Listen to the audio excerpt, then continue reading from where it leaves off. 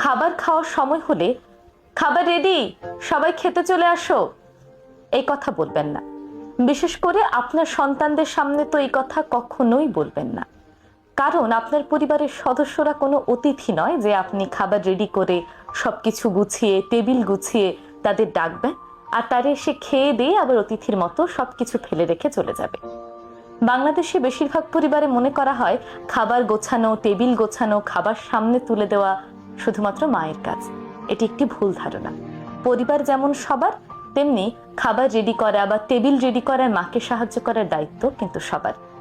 পরিবারের বাকিরা বাইরে থেকে আসা কোনো অতিথি নয় যে তাদের সামনে 3 বেলা খাবার এবং পানি তুলে দিতে হবে।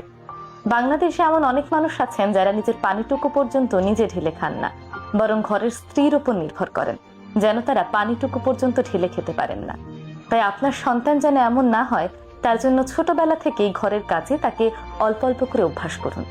যেমন প্রতিবেলা খাবারের আগে টেবিল রেডি করায় পরিবারের সকলের অংশগ্রহণ নিশ্চিত করুন। ছোটখাটো হলেও তাদের সেখানে অংশগ্রহণ করতে দিন। যেমন কেউ পানির জগ ভরবে, কেউ পানির বোতল নিয়ে আসবে, কেউ খাবার প্লেটগুলো নিয়ে আসবে, কেউ বা তরকারিটা নিয়ে আসবে। এভাবে যখন পরিবারের এই খাবারের সময় সকলে অংশগ্রহণ করবে, তখন পারিবারিক বন্ধন যেমন সুদৃঢ় হবে, তেমনি আপনার সন্তান বুঝবে এই ছোটখাটো কাজগুলো করার দায়িত্ব শুধুমাত্র মা কিংবা ঘরের স্ত্রীর নয়, বরং বাকি সবার।